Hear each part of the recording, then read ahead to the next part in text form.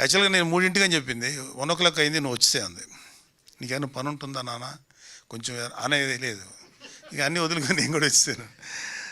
So మొన్న అదే first ఒక 4 days back first beginning up to గొడవలు పడతారు ఈ ఫ్రెండ్స్.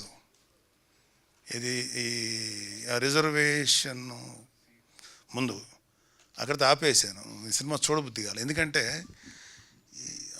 ఇన్నేళ్ల ట్రావెల్లో నేను ఈ కమ్యూనల్ ఇష్యూస్ లేకపోతే ఈ కులాల ఇష్యూస్ చూసి చూసి విసుగు వచ్చేసింది.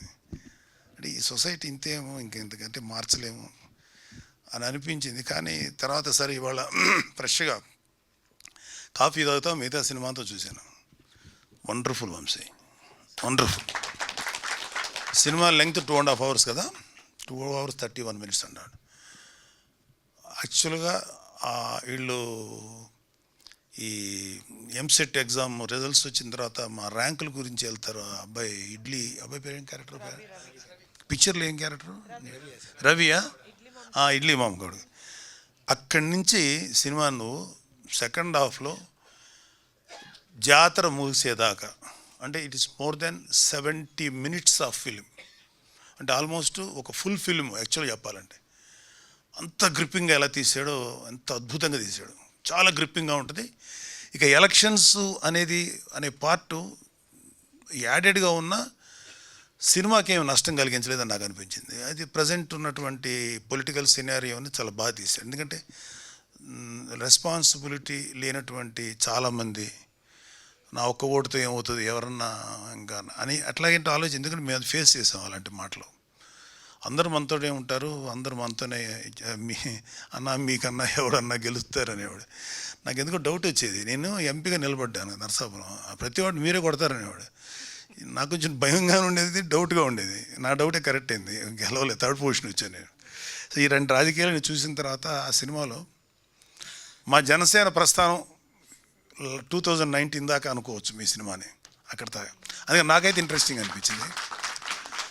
అండ్ ఈ ఇష్యూ జరగకముందు, ఈ ఎంసెట్ ఇష్యూ ముందు నుంచి బిగినింగ్ ఒక 5 minutes క్యారెక్టర్స్ రావటం అదోలాగా, అంటే పెద్దగా నేను అట్రాక్ట్ అవ్వలేదు. అక్కడి నుంచి ఇలా బాల్యాన్ని తీశారు చూడు, ఎక్కడి నుంచి యంగ్స్టర్స్ అయ్యి యూత్ అయ్యి ఆ గొడవ జరగక ముందు వరకు హిలేరియస్గా చేసావు కామెడీ, హిలేరియస్గా ఉంది చాలా. అంటే అక్కడున్న ప్రతి వాళ్ళకి నాస్టాలజిక్, అంటే గతించినటువంటి, అంటే మీకన్నా చాలా 2 generations నేను ఐ థింక్ ఐఎమ్ సీనియర్.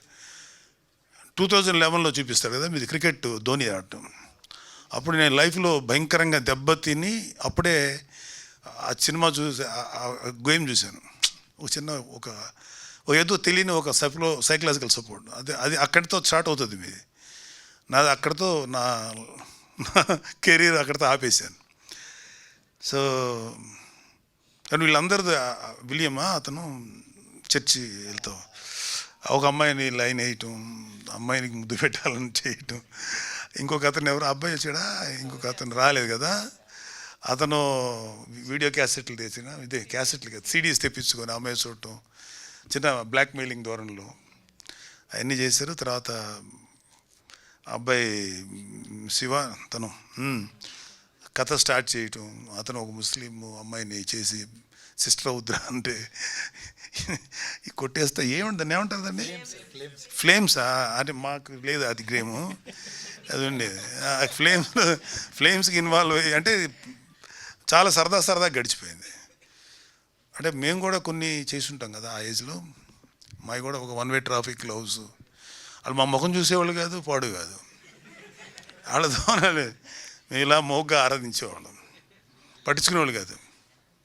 ఇప్పటికే నాకు అర్థం కాదు, నేనే అంత బ్యాడ్గా ఉండే లుక్కేం కాదు, రీజనబుల్గానే ఉండేవాడిని. ఆ అమ్మాయిలు ఇష్టపడేవాళ్ళు, వాడిని చూస్తేనేమో ఈడేంటి ఈడు ఇలా అన్నాడు, ఈడెందుకు ఈ అమ్మాయితో ఇలాగా లవ్ ఏర్పడిపోయింది, లేకపోతే వాట్ ఎవర్, నాకేం లోపం అని. ఓన్లీ లోపం వల్ల చెప్పే ధైర్యం లేదు, వాడికి ఆ ధైర్యం ఉంది, అక్కడ వర్కౌట్ అయింది. So brilliant Vamsi, brilliant. అంటే కుర్రోళ్ళు అందరూ ఇంక్లూడింగ్ గర్ల్స్, నాకు గర్ల్స్ అందరూ నచ్చారు. అందులో విలియం ఒక రకంగా ఆడపిల్లప్పుడు అట్లా ఉండేవాడు మా చిన్నప్పుడు, అంత అడ్వాన్స్గా లేరు ఇప్పుడు. అంటే ఒక ఈవెన్ 2011 టైంలో 10 అంతకన్నా కొంచెం లోకీలో ఉండేవాళ్ళు ఆడపిల్లలు. మేము కూడా మొగ్గా వాళ్ళని ఆరాధించేవాళ్ళం. గట్టిగా వెనక్కి తిరిగి చూస్తే పరిగెట్టి వెళ్ళిపోయేవాళ్ళం, అంత టెన్షన్లు ఉండే. బ్యూటిఫుల్గా చేశారు అసలు ఆ లవ్ సీన్స్ కానీ లేకపోతే దాని మీద వచ్చే కామెడీ.